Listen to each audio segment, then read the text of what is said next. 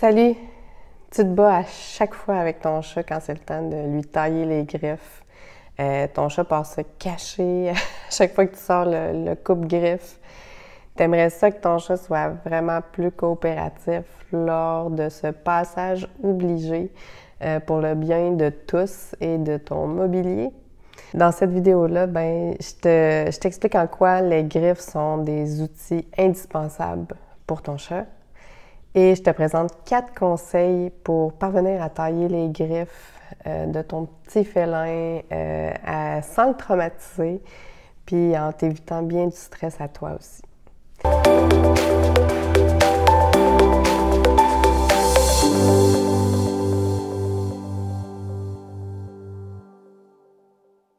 Je m'appelle Karen Goudreau, je suis experte en comportement félin. Je suis une amoureuse folle des chats depuis ma tendre enfance et j'ai toujours eu à cœur leur bien-être. Et pourquoi j'ai entamé ce métier-là? C'est pour pouvoir venir en aide aux félins, pour qu'ils puissent vivre une vie heureuse de félins dans leur environnement et avec leurs humains, et vice-versa, de venir en aide aux humains pour qu'ils puissent mieux comprendre leur chat, pour qu'ils puissent mieux agir envers leur chat et qu'ils puissent développer une relation exceptionnelle avec ce dernier. Tout d'abord, en quoi les griffes sont des outils indispensables pour le chat? Vous vous doutez que c'est une arme bien précieuse pour ce petit prédateur. Il en a besoin pour chasser, il en a besoin pour grimper aux arbres, pour se sécuriser, donc pour se défendre aussi. Ainsi, on comprend rapidement qu'un chat sans griffes, c'est un chat qui est hyper vulnérable et très, très, très démuni. Ce que vous vous doutez peut-être moins, c'est que ces griffes sont aussi précieuses pour communiquer avec ses congénères. Il s'en sert pour faire du marquage. Il laisse donc de l'information sur lui pour les autres, ou même tout simplement pour se détendre. Lorsqu'il fait ses griffes, souvent il va étirer sa colonne vertébrale. Pourquoi il faut tailler les griffes de son chat? C'est comme nous les humains, leurs griffes poussent en permanence. Et si elles deviennent trop longues, elles vont finir par se recourber sur elles-mêmes, et c'est là que le chat, ça peut créer vraiment des problèmes. Ça peut créer un grand inconfort chez le chat, et le chat peut vivre une grande souffrance aussi. Ainsi, il faut regarder régulièrement la pousse des griffes de notre chat. Certains chats vont les user assez fréquemment sur les griffoirs pour qu'on n'ait pas nécessairement à intervenir, mais c'est vraiment pas la majorité des cas. C'est plus souvent le cas pour des chats qui vont à l'extérieur puis qui ont accès à des griffoirs naturels très efficaces comme des troncs d'arbres. Les chats d'intérieur, eux, ils reproduisent ce comportement de griffade-là, c'est naturel, mais toutefois, ils n'ont pas besoin que leurs griffes soient effilées pour grimper, par exemple, donc en général. Donc, c'est plus prudent de lui tailler pour sa sécurité à lui, pour notre sécurité à nous, si jamais, par exemple, le chat avait une réaction agressive inattendue. Puis pour sécuriser notre mobilier, s'il a tendance à briser un peu le mobilier. Avant de vous présenter mes 4 conseils, il est impératif de vous munir d'un coupe-griffe qui est spécialement conçu pour la taille des griffes du chat. Donc, on ne prend jamais un coupon ou je sais pas quoi. Jamais, jamais, jamais, jamais. En utilisant un coupe-griffe qui est conçu pour ça, on a beaucoup moins de risques de blessures avec cet instrument-là. Tout le monde peut tailler les griffes de son chat, sans problème. Ce n'est pas un geste qui est ultra technique. Par contre, ce n'est pas tout le monde qui est à l'aise à tailler les griffes de leur chat, puis c'est pas incorrect. Dans ce cas-là, moi, je vous propose de voir avec votre vétérinaire lors d'une consultation de routine, par exemple, s'il ne peut pas couper les griffes en même temps ou faire appel à un toiletteur. Je vous présente maintenant mes 4 conseils pour tailler les griffes de ton chat sans le traumatiser et pour t'éviter bien de maux de tête à toi. Conseil numéro 1, la désensibilisation. La plupart des chats n'apprécient pas de se faire toucher les pattes, encore moins de se les faire prendre. On l'habitue alors dès son plus jeune âge à cette manipulation-là. Donc, on va venir manipuler ses pattes, ses doigts régulièrement. On va le familiariser avec le coupe-griffe. Si ton chat est plus âgé, il n'est jamais trop tard. Mais le processus, oui, peut être un peu plus long. On doit s'armer de patience et de constance. Comment on fait? Bien, à l'aide de gâteries très, très, très alléchantes, par exemple. Puis on fait des courtes périodes de désensibilisation, donc 5 minutes max. Ou lorsqu'on voit les signaux corporels du chat changer. Comment on fait ça? On peut commencer par frôler la patte, par exemple, pendant que le chat mange sa gâterie. Donc, il est occupé à autre chose. Donc, on peut commencer de cette façon-là. On s'assure que le chat reste à l'aise. Plus ça va, plus on peut venir toucher aux pattes. Donc, vraiment comme on passe de frôler à plus caresser, à prendre. On vient frôler, caresser les pattes, même venir appuyer tout doucement sur les doigts pour faire sortir la griffe. Par la suite, bien là, on peut répéter ce processus-là en donnant la gâterie juste après. Donc, on frôle la patte, on donne la gâterie. Si le chat est très, très, très réactif à juste ça, on recule encore. On recule d'une étape, on est allé trop vite. On veut vraiment que le chat reste à l'aise en tout temps. Donc, même procédé, frôle, caresse, prend, donne une gâterie après. Toujours le même principe de le chat doit rester à l'aise, sinon on recule d'une étape. Ensuite, on va venir répéter ce processus-là, mais avec le coupe-griffe. On va le désensibiliser d'abord à l'objet. Donc, on met l'objet devant lui, on donne des gâteries. Ensuite, on peut le désensibiliser en fait au bruit parce que le clic peut les effrayer en fait.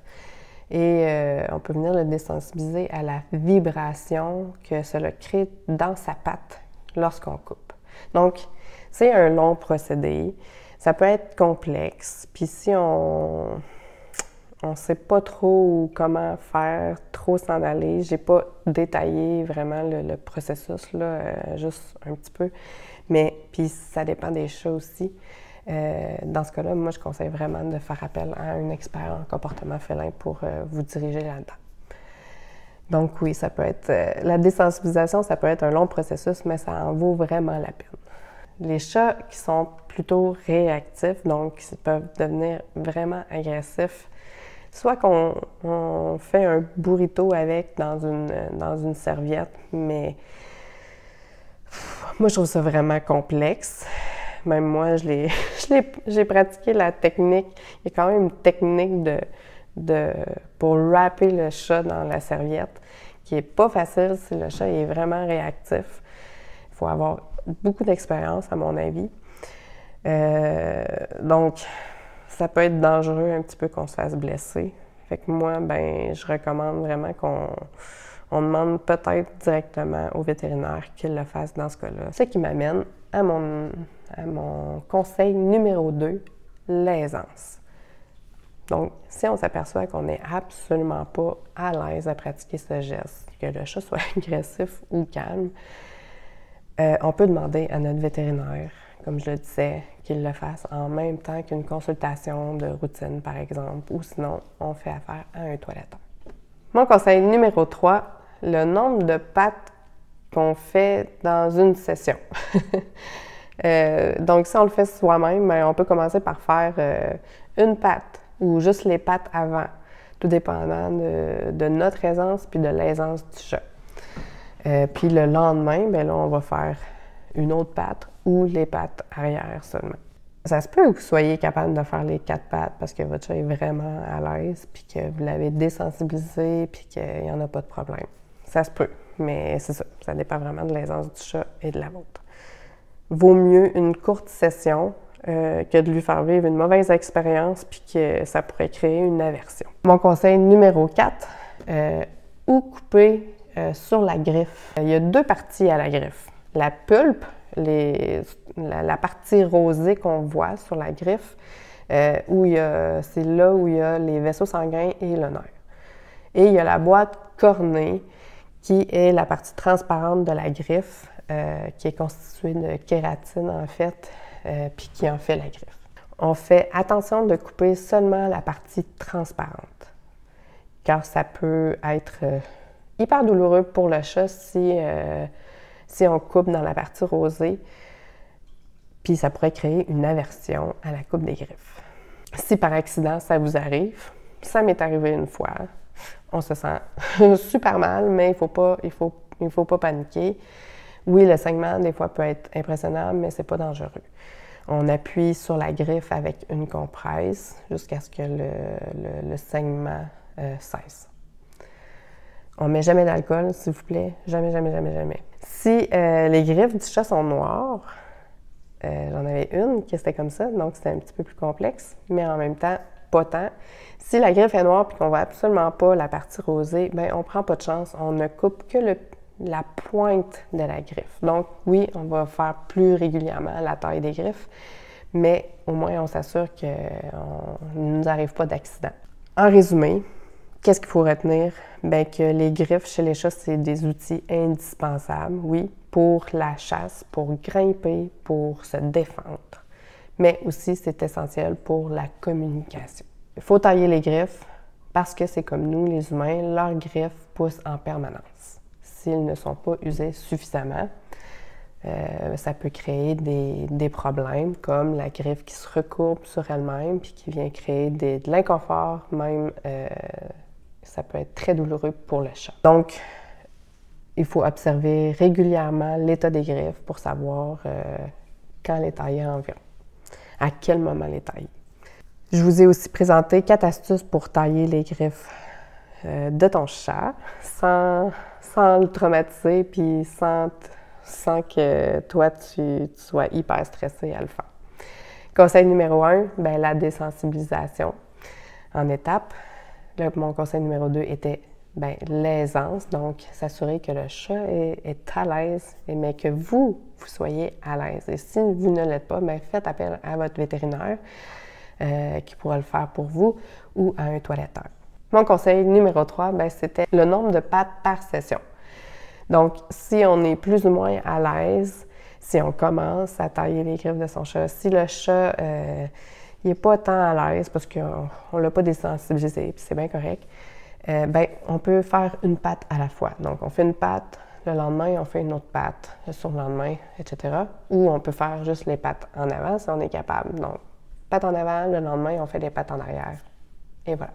Mon conseil numéro 4, bien, où couper la griffe exactement? Bien, c'est important de couper dans la partie transparente. Donc, il y a une partie rosée et il y a une partie transparente. On coupe que dans la partie transparente pour ne pas blesser le chat. Et si ça arrivait, il n'y a pas de panique, on met une compresse sur la griffe jusqu'à ce que le saignement cesse. Ce n'est pas dangereux, ne vous en faites pas. Et si la griffe est noire, là, à ce moment-là, on ne voit pas la partie rosée, mais on s'assure de juste couper vraiment la pointe de la griffe pour s'assurer qu'on ne cause pas de blessure. Et mais il va juste falloir tailler les griffes beaucoup plus régulièrement. Si tu as aimé ma vidéo ou si tu l'as trouvée utile, je t'invite à cliquer sur j'aime et à la partager en grand nombre. De plus, si tu aimerais offrir ce qu'il y a de mieux à ton chat, bien, je t'invite à télécharger mon outil gratuit 8 besoins essentiels pour un chat heureux en appartement pour permettre à ton chat ou pour le voir s'épanouir davantage en tant que félin. Tu peux cliquer sur le lien dans le descriptif. Merci, bye!